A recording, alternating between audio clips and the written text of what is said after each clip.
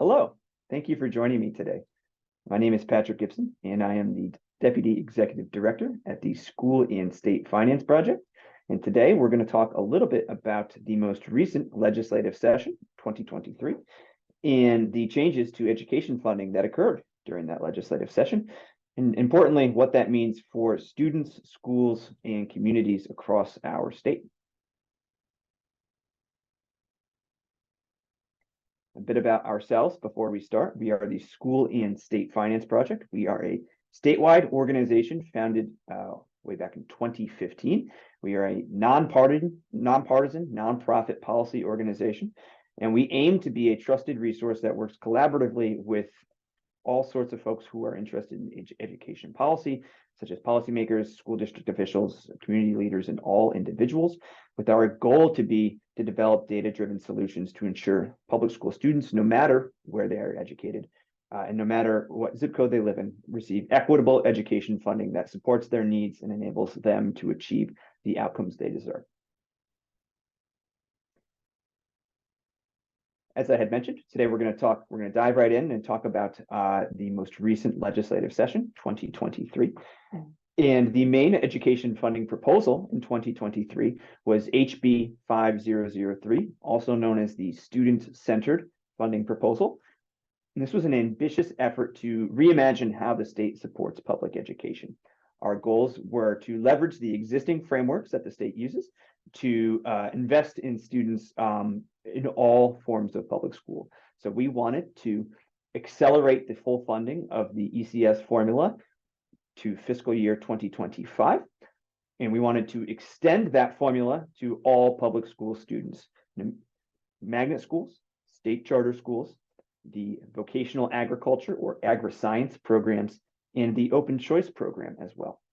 And our goals were, if we achieved this, we would have the ECS formula used for all public school students, which means that every student would be funded according to their learning needs, no matter where they went to school.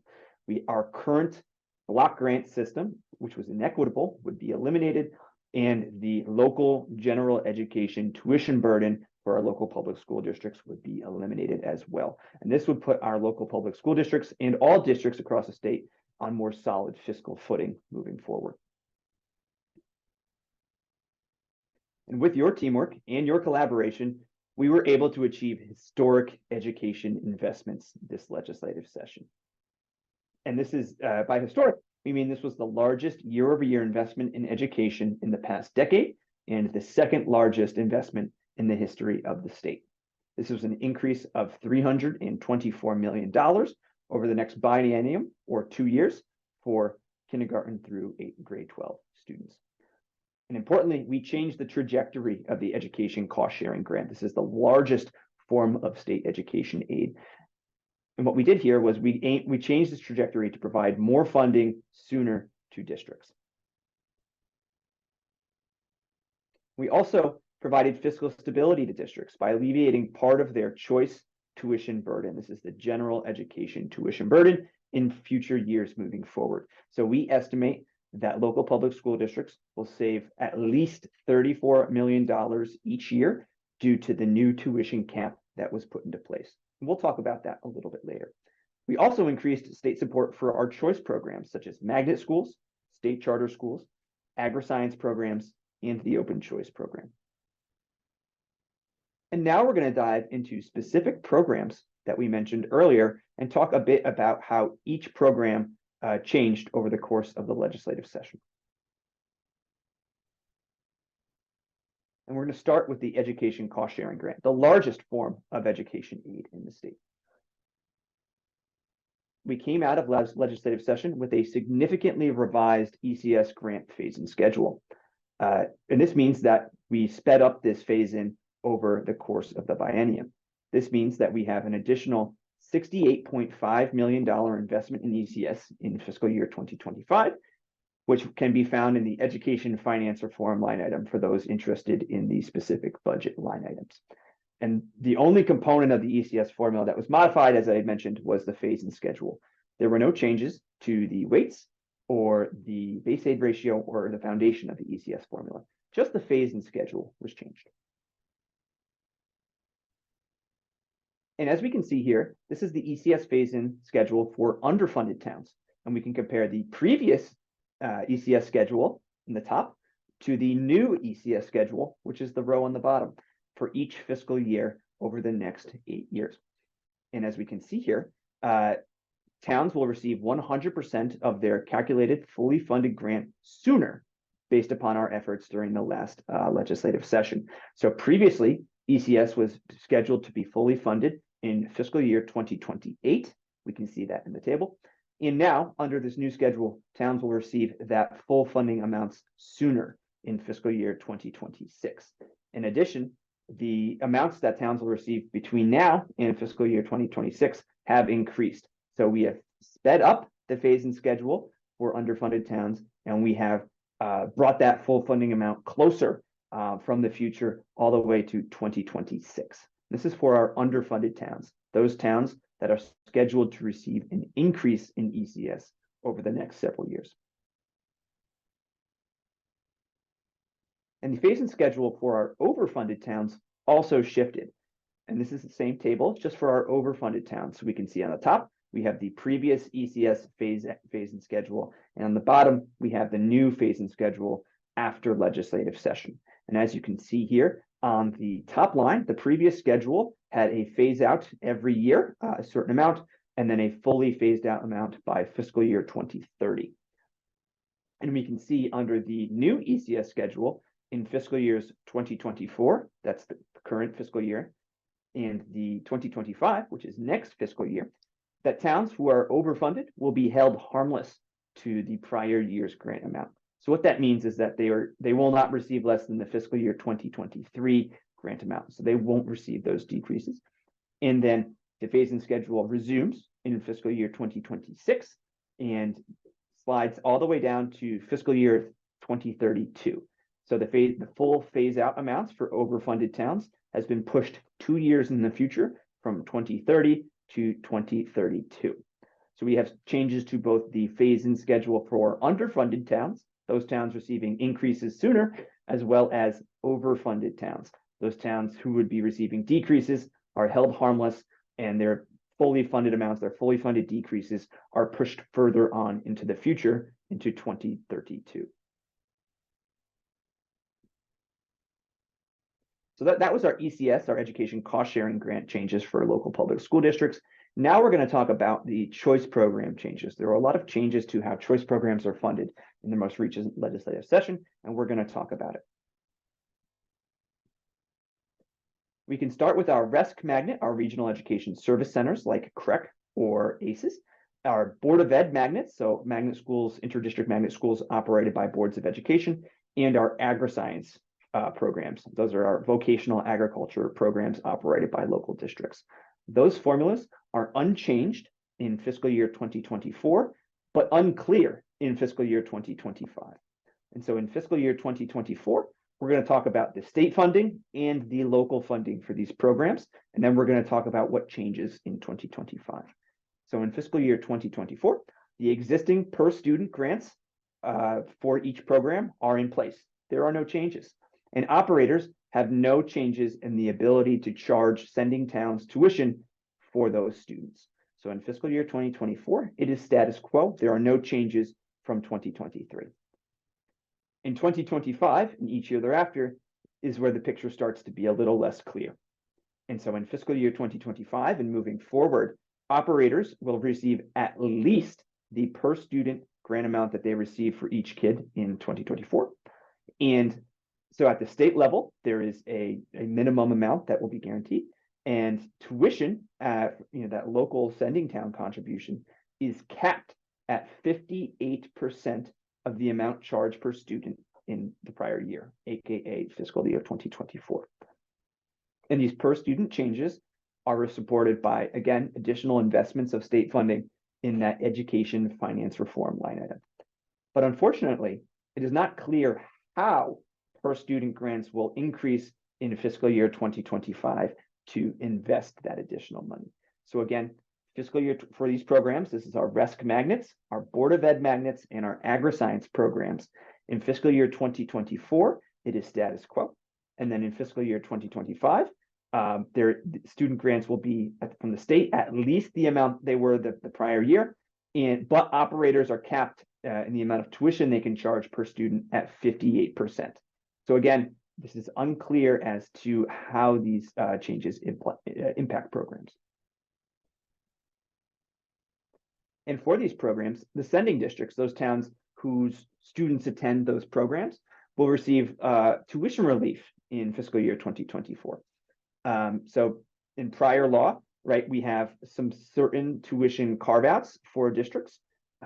In fiscal year 2023 and every year thereafter, East Hartford and Manchester are sending districts that have specific tuition relief in excess of a per student amount.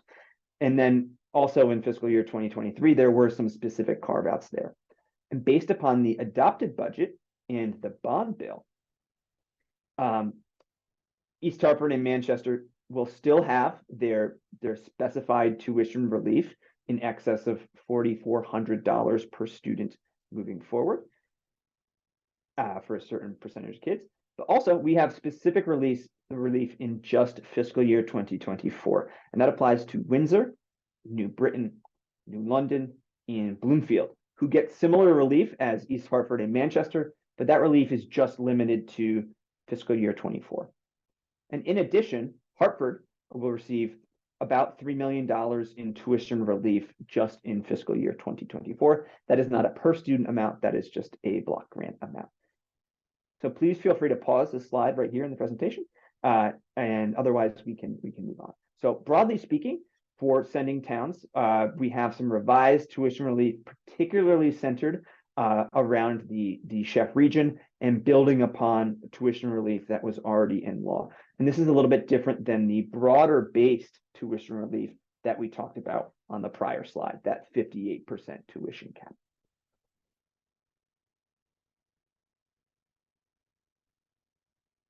And now we're going to talk about state charter schools.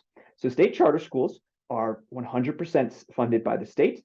And under this, under the budget and after legislative session, charter schools will receive funding increases, but there is no phase-in schedule to full funding as of now. So in prior law, charter schools have a weighted student funding amount, and they were being phased into that amount. So in 2023, they were receiving 25.4% about of their phase-in amounts in 2023, but there was no phase-in scheduled in statute after that year. So in the adopted budget in fiscal year 24, charter schools receive 36% of their phase-in amounts, again, phasing them into a weighted funding amount per student that is based upon the ECS formula. So charter schools in 24 will receive another year of that phase-in. And then in 25, in fiscal year 2025, in each fiscal year thereafter, they will receive 56.7% of their weighted funding amount phase-in. So again, in prior law, charter schools had a phase-in for 1 year in fiscal year 23, but other than that, there was no phase-in statute. And now charter schools have another year of the phase-in in place. And for fiscal year 25 and each fiscal year thereafter, there is a specified funding amount in statute. However, that funding amount, there is no path to full funding. You'll notice that's at 56.7% of their phase-in. That is the phase-in amount that will be in statute for each fiscal year thereafter. And the budget also contains funding for new charter schools in New Haven and Norwalk.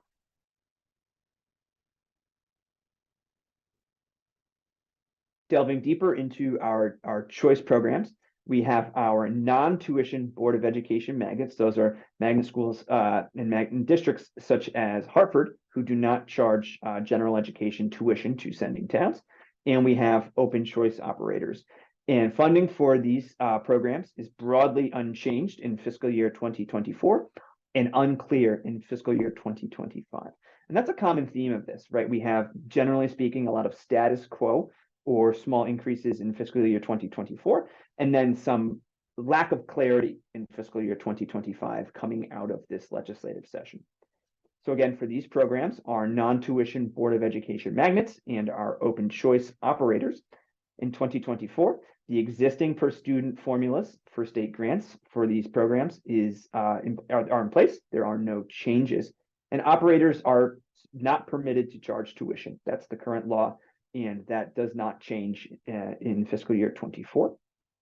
And then next year in 25 and each fiscal year thereafter, we again have some language that operators of these programs will receive at least the per student grant they received in fiscal year 24.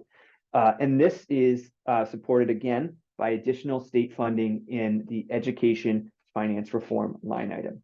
But again, that language is opaque. It is at least the operators will receive at least the per student amount they received in fiscal 24. And it is not clear how these per student grants will be calculated, will be determined, and will be allocated among operators. So again, in 24, it's broadly speaking status quo. And then in fiscal year 25, there is a promise of an increase in the per student grant. There is money for it to be allocated, but is not specified how per student grants will increase to allocate those resources.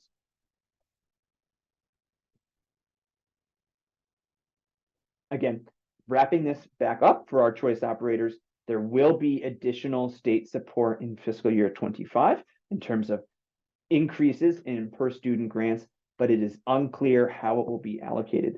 And we've talked today about how changes are supported by money that is in the education finance reform line item. And here are those amounts on this slide. So state charter schools have about $9 million more, and that's for their phase-in to 56.7% in fiscal year 25. Board of Ed magnets have some money in here for increased per student grants, as do our open choice programs, our RESC magnets, and our agri-science programs. They all have increases, or they all have appropriations in this line item for increases in their per student grant amounts. But again, it is unclear how that will be allocated. For example, there is not a increase in terms of the dollar per student specified in the budget. There's not an increase that grants will increase by a certain percent, 5%, for example. That is not contained. The language just says that per student grants will be at least the amount they were in fiscal year 24. And that presents a lot of uncertainty for choice operators who both rely on state funding to operate schools, but also rely on general education tuition from sending towns to support their programs. And now we're going to talk a little bit about some of the other funding changes that are not necessarily funding formulas that were contained in the budget. The excess cost grant for our high cost special education students is not fully funded, but receives a significant funding increase. So previously, excess cost was funded at about $156 million. And under this budget, the grant increased by $25 million in both fiscal year 24 and 25 over the prior year amounts, settling in at $181 million appropriated in these two fiscal years. And again, excess costs did not just contain a formula or appropriation increase. The reimbursement formula was revised to provide additional reimbursement to all districts. As we know, excess cost is a reimbursement pool based upon the claims submitted by districts for reimbursement to the state. And we have a formula to determine those reimbursements in the event that the grant is not fully funded. And the grant was not fully funded in current year or fiscal year 24 or fiscal year 25.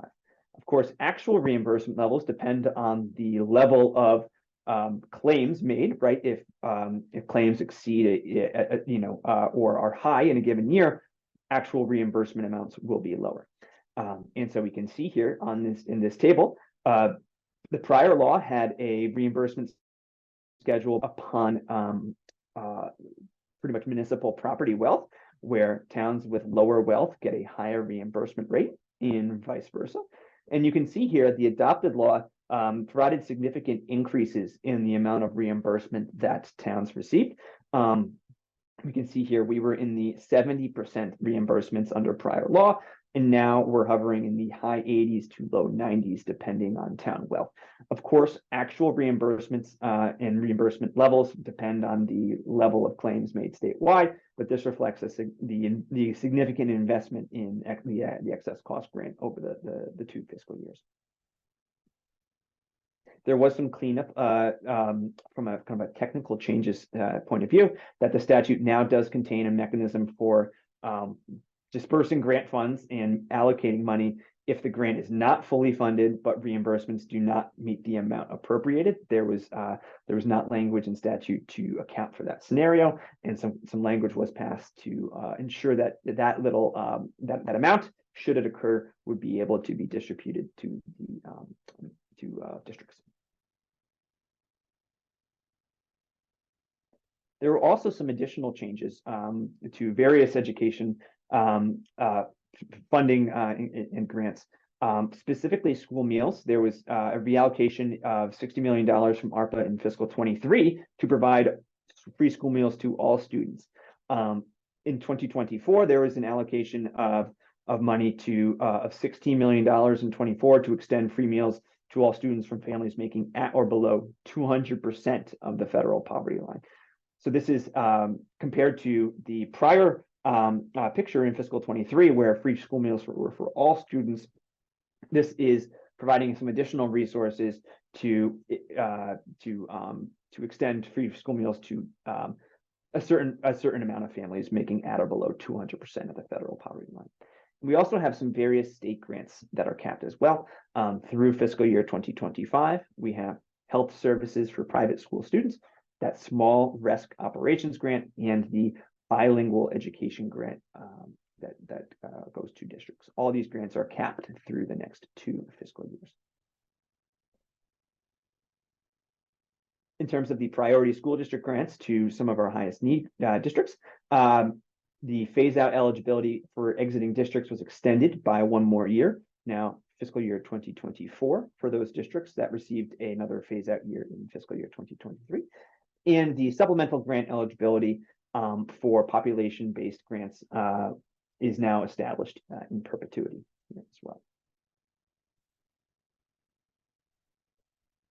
And a topic of import is school construction, and specifically reimbursement rates, which have been revised to provide more state funding for new construction projects. Under the prior law, new construction was reimbursed on a range of 10% to 70%, based upon a district's adjusted equalized net grand list per capita. Again, that is generally speaking a metric of town property wealth adjusted for income. And this was the prior law was 10% reimbursement to 70%, depending on where a district fell in that spectrum.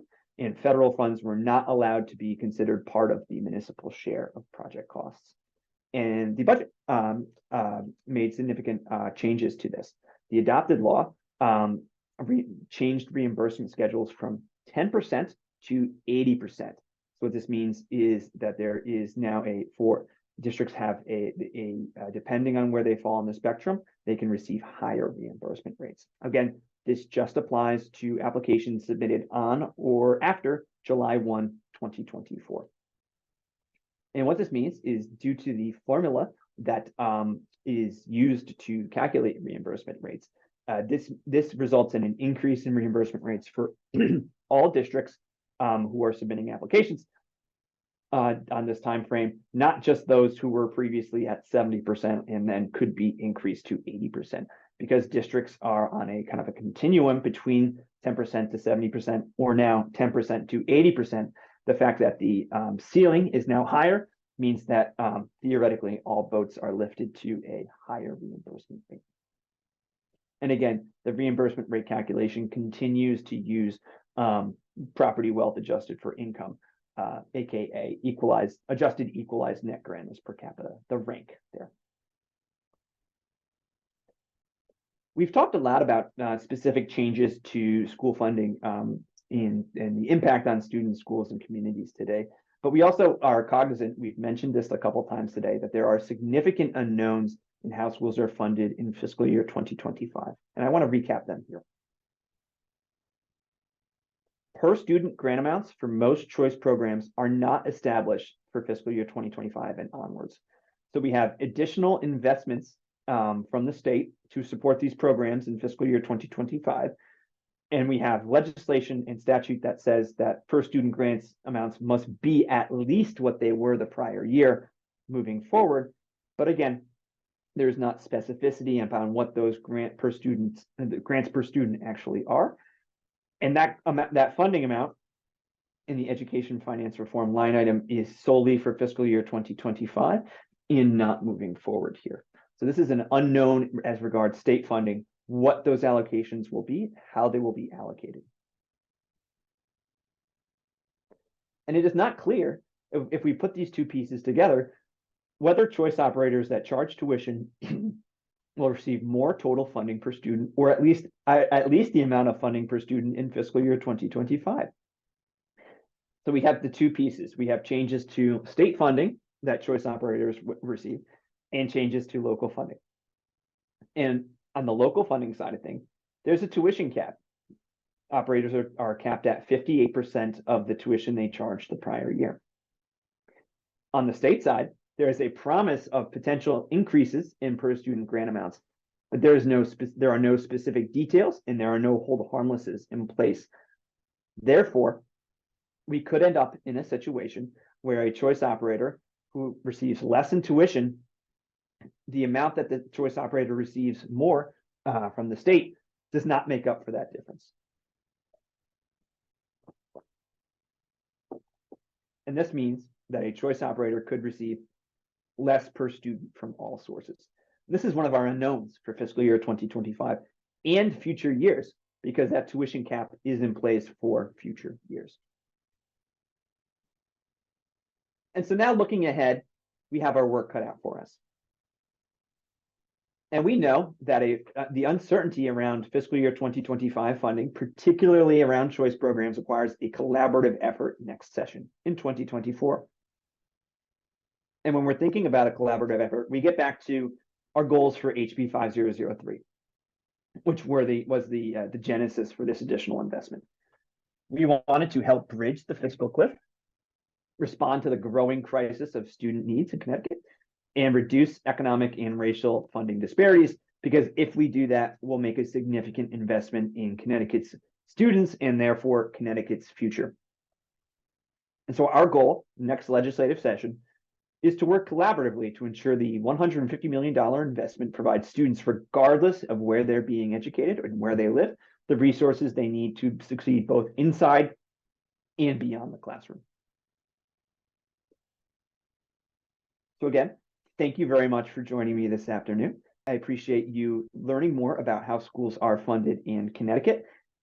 And if you have any questions, please do not hesitate to reach out to me at patrick.gibson@schoolstatefinance.org. Or if you would like to learn a little bit about our work, please visit us at www.schoolstatefinance.org. Thank you very much and have a wonderful rest of your day.